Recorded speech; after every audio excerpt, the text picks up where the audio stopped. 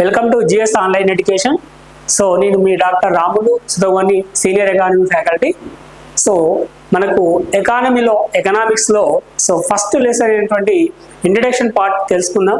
So ఇంట్రడక్షన్లో మనకు what is the economics, what is the scope of the economics.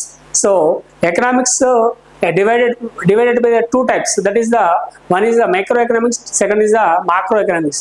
So what is the microeconomics, what is the macroeconomics, those are all things we analyze the today class. So ఈ రోజు మనం ఏదైతే మనం economics అని చెప్పుకోవడం జరుగుతుందో దానికి సంబంధించిన పూర్తి వివరాలు తెలుసుకోవడం జరుగుతుంది.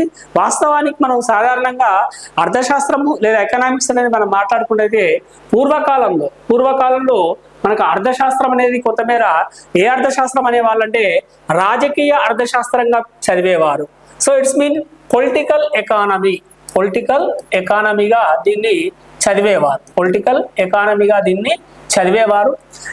మొదట్లో సబ్జెక్టు చాలా మంది ప్రత్యేక శాస్త్ర హోదా కోసం ప్రయత్నం చేసినప్పటికీ, అంటే మొదట్లో మాత్రం స్టార్టింగ్ లో consider the economics is not considered only for we study the political economy.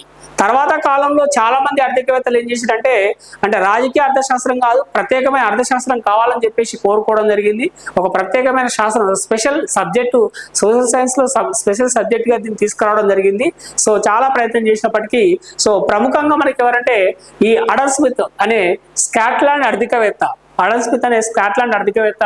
అర్థశాస్త్రంకు సంపద నిర్వచనం ఇచ్చి దీన్నే మనం ఏమంటున్నామంటే జనరల్ గా వెల్త్ డెఫినేషన్ అంటామండి. వెల్త్ డెఫినేషన్ ఇవ్వడం ద్వారా ఒక ప్రత్యేకమైన శాస్త్ర హోదా ఇవ్వడం జరిగింది. అంటే అర్థశాస్త్రం అనేది ఒక ప్రత్యేకమైన శాస్త్రం, ఒక special subject in the social sciences. So before the social sciences they study for the political economy. After whenever the Adam Smith is given the wealth of nations, wealth definition in the economics, so that time they specialized in the subject. So economics అనేది మనకు అప్పటి నుంచి మనకు ప్రత్యేకమైన శాస్త్రంగా మనం పరిగణలోకి తీసుకోవడం జరుగుతుంది, ఇక్కడ మనం గుర్తుపెట్టుకోవాలి, రైట్. కాబట్టి ఒక సపరేట్ హోదా అనేది ఇక్కడ ఇవ్వడం జరుగుతుంది. అది మనకు ఒక ప్రత్యేకమైన శాస్త్రం, స్పెషల్ సబ్జెక్టుగా మనం ట్రీట్ చేయడం జరుగుతుందని మనం చెప్పుకోవచ్చు. తీసుకొచ్చినటువంటి వ్యక్తి ఎవరంటే మనకి ఇక్కడ అడమ్ స్మిత్ ఇక్కడ మనం చెప్పుకోవచ్చు, రైట్. సాధారణంగా మనం అర్థశాస్త్రం అనే పదం అయితే ఉందో, ఎకనామిక్స్ అనే పదం అయితే ఉందో మనకు గ్రీకు పదాలైనటువంటి ఓకియో మరియు నామినో అనే రెండు పదాల నుంచి ఇక్కడ మనకు ఉద్భవించిందని చెప్పుకోవచ్చు అండి. ఏమంటున్నాం మనం? ఓకియో plus నామినో. So the economics derivated for the two Greek words. So namely is the okio and nomino. The meaning of the okio and nomino. మరి ఓకియో నామినో అంటే ఇక్కడ ఏం చెప్పడం జరుగుతుందంటే ఇది గృహ నిర్వహణ శాస్త్రము. అంటే ఓకియో అంటే హౌస్ అని, మరి నామినో అంటే మేనేజ్మెంట్ గా ఇక్కడ మనకు భావించడం జరిగింది. సో అందుకే ఇక్కడ మనకు ఓకియో అంటే గృహము, మరి హౌస్, నామినో అంటే మరి నిర్వహణ అర్థంగా ఇక్కడ స్థూలంగా మనం అర్థం చేసుకుంటే మనకు గృహ నిర్వహణ అర్థశాస్త్రంగా దీన్ని మనం చెప్పుకోవడం జరిగింది.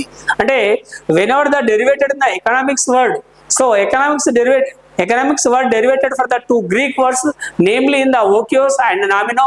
That's the mean of the okio and nomino. Okio mean house and nomino mean management. So that is a call for the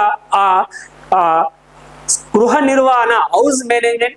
so శాస్త్రంగా ఇక్కడ మనకి భావించుకోవడం జరిగింది. ఇది మనకు అడమ్ స్మిత్ ఆర్థికవేత్త అర్థశాస్త్రంకి ఇక్కడ మనకు ఎప్పుడు ఈ శాస్త్రాన్ని ఇవ్వడం జరిగిందంటే, ఈ సిద్ధాంతాన్ని చెప్పడం జరిగిందంటే మనకు జనరల్ గా 1776 లో తన వెల్త్ సంపద నిర్వచనం అనేది అర్థశాస్త్రానికి ఒక ప్రత్యేకమైన శాస్త్రానికి గుర్తింపు తీసుకురావడం జరిగింది. అందుకే మొదటిసారి అర్థశాస్త్రంకు నిర్వచనం ఇవ్వడం ద్వారా అడమ్ స్మిత్ మనం ఏమంటామంటే అర్థశాస్త్ర పితామహుడు, ఫాదర్ ఆఫ్ ఎకనామిక్స్ గా మనం పేర్కొనడం జరుగుతుంది.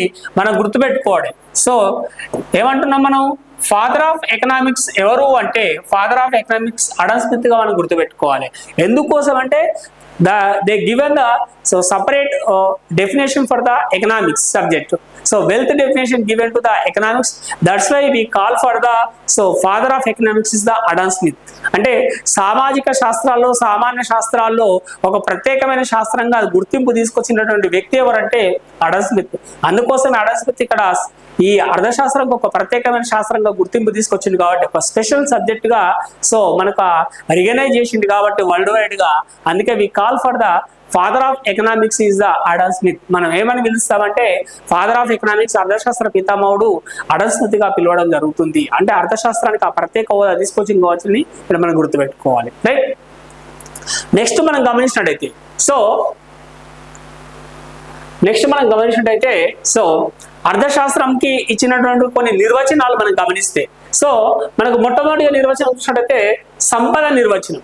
మరి ఈ సంపద నిర్వచనం చూసినట్టయితే ఈ సాంప్రదాయ ఆర్థికవేత్త అడమ్ స్మిత్ 1776 లో దేశాల సంపద స్వభావం కారణాల పరిశోధన, జనరల్లీ మనం దీన్ని ఏమంటే వెల్త్ ఆఫ్ నేషన్స్ గ్రంథము అని చెప్పడం జరుగుతుంది. The book is the wealth of nations of the Adam Smith. They given in the book the economics the study for the wealth. అంటే ఎకనామిక్స్ ఏం చదువుతుందని చెప్పి ఇక్కడ ఆ బుక్ లో చెప్పడం జరిగిందంటే సంపద గురించి చదువుతుందని చెప్పి వివరించడం జరిగింది. అంటే మనకు అర్థం చేసుకోవాల్సింది ఏమిటి, సంపద ఏదైతుందో దేశాల సంపద అనే గ్రంథం అవుతుందో ఈ దేశాల సంపద అనే గ్రంథంలో మనకు ఈ అడమ్ స్మిత్ ఒక ప్రత్యేకమైన శాస్త్రంగా గుర్తింపు తీసుకురావడం జరిగింది అర్థశాస్త్రంకు. మరి సంపద నిర్వచనం మనకి ఏం తెలియజేస్తుంది అంటే సంపద నిర్వచనం అనేది మనకి ఏం తెలియజేస్తుంది అంటే సో అర్థశాస్త్రం అనేది సంపద గురించి చదువుతుంది.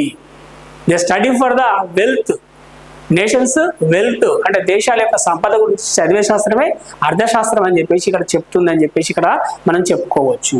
ఇక్కడ అది మనం గుర్తుపెట్టుకోవాలి. రైట్, కాబట్టి సో అందుకే ఇక్కడ మనం సో మొట్టమొదటిసారిగా ఒక రూపం తీసుకొచ్చింది కాబట్టి అర్థశాస్త్ర పితామహుడు ఫాదర్ ఆఫ్ ఎకనామిక్స్ గా మనం వ్యవహరించడం జరుగుతుంది. తర్వాత జేవిసీ లాంటి వాళ్ళు, జేఎస్ మిల్ లాంటి వాళ్ళు, వాకర్ లాంటి వాళ్ళు కూడా ఈ నిర్వచనం మనకు బలపరచడం జరిగింది, సపోర్ట్ చేయడం జరిగింది. అంటే అడమ్ స్మిత్ ప్రకారం సంపదను పోగు చేసుకోవడమే మానవుని కార్యకలాపాల లక్ష్యం. The human AIIMS is so whenever the so ఆ వెల్త్ పోగు చేసుకోవడం, దగ్గర చేసుకోవడం, సంపాదించుకోవడం అని ఇక్కడ మనం చెప్పుకోవచ్చు. అంటే సంపదను మొత్తం కూడబెట్టుకోవడం చెప్పుకోవచ్చు. సంపదను మొత్తం కూడా ఏం చేసుకోవచ్చు అంటే కూడబెట్టుకోవడం అని ఇక్కడ మనం చెప్పుకోవచ్చు. కాబట్టి సో హ్యూమన్ బీయింగ్ ఏం చేస్తుందంటే ఈ సంపద కోసం ప్రయత్నం చేస్తుంటూ ఆ సంపద గురించి చదివే శాస్త్రం అర్థశాస్త్రం అని చెప్పేసి మనకు అడమ్ స్మిత్ పేర్కొన్నాడు. కాబట్టి ఇది మనకు అందుకే అతన్ని సో ఫాదర్ ఆఫ్ ఎకనామిక్స్ అంటే మొట్టమొదటిగా మనకు ఎకనామిక్స్ ఒక సపరేట్ శాస్త్రంగా తీసుకొచ్చింది కాబట్టి మనకు ఫాదర్ ఆఫ్ ఎకనామిక్స్ ఇక్కడ మనం చెప్పుకోవడం జరుగుతుంది.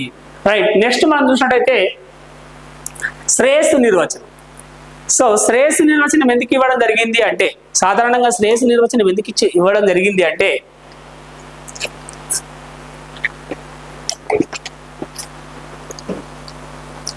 మరి ఈ వెల్ఫేర్ డెఫినేషన్ అయితే ఏది ఉందో ఈ వెల్ఫేర్ డెఫినేషన్ అనేది మనకు ఆల్ఫ్రెడ్ మార్షల్ ఎవరు ఇవ్వడం జరిగిందంటే మనకు మార్షల్ అనే ఆర్థికవేత్త మనకి ఇవ్వడం జరిగింది. అంటే Marshall the principle of economics అనే గ్రంథంలో ఈ శ్రేయస్సు నిర్వచనం ఇచ్చిండు. అంటే ఇతను ఏం చేస్తుంటే criticised for the wealth definition, Adam Smith definition. సంపద గురించి చదివే శాస్త్రం అర్థశాస్త్రం కాదు, మరి దేని గురించి చదివే అర్థశాస్త్రం అవుతుందని చెప్పేసి అన్నాడంటే ఆల్ఫ్రెడ్ మార్షల్ ప్రకారం మానవుని యొక్క శ్రేయస్సు గురించి చదివే శాస్త్రం. అంటే human welfare, the economic study for the human welfare అంటాడు అకార్డింగ్ టు ఆల్ఫ్రెడ్ మార్షల్. కాబట్టి హ్యూమన్ వెల్ఫేర్ గురించి చదివేది అర్థశాస్త్రం అని చెప్పేసి సంపద నిర్వచనాన్ని విమర్శిస్తూ మనకు శ్రేయస్సు నిర్వచనానికి మనం చెప్పడం జరిగింది. కాబట్టి శ్రేయస్సు నిర్వచనంలో మనకు ఎవరు చెప్పడం జరిగిందంటే శ్రేయస్సు నిర్వచనం మనకు Alfred martial. The welfare definition given by Alfred martial. So ఇది మనం గుర్తుపెట్టుకోవాలి. రైట్, తర్వాత మనకు కొరత నిర్వచనం. మరి కొరత నిర్వచనం మనకి ఎవరు ఇచ్చారంటే so scarcity definition given by Lionel Robbins in 1932 an essay on the nature and significance of economic science అనే బుక్ లో ఆయన ఈ కొరత నిర్వచనం ఇచ్చిండు. కొరత నిర్వచనంలో మనం ఏమంటాడు, కొరత ఎంపికల గురించి అధ్యయనం చేసే శాస్త్రంగా పేర్కొనడం జరుగుతుంది. కొరత ఎంపికలు అంటే స్కేర్సిటీ అండ్ చాయిసెస్ మధ్య సో ఏదైతే స్టడీ చేస్తుందో అంటే the relations between the scarcity and choices, so the study for the economics that is call for the Lionel Robbins. అంటే కొరత నిర్వచనంలో ఏం చెప్తాడు, కొరత గురించి మరి ఎంపికల గురించి అధ్యయనం చేసే శాస్త్రమే మనకు సో ఎకనామిక్స్ అని చెప్పేసి మనకు ఎవరు చెప్పడం జరిగిందంటే లయనల్ రాబిన్స్ చెప్పడం జరిగింది. అంటే ఇక్కడ మనకు ఈయన ఒక 3 అంశాలు ఇక్కడ మనకు ప్రస్తావించడం జరిగింది. ఎన్ని అంశాలు?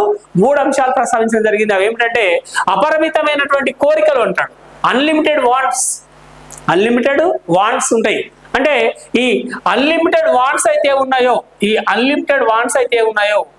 అన్లిమిటెడ్ వాంట్స్ వల్ల అనేక అపరిమితమైన కోరికలు మానవునికి ఉంటాయి.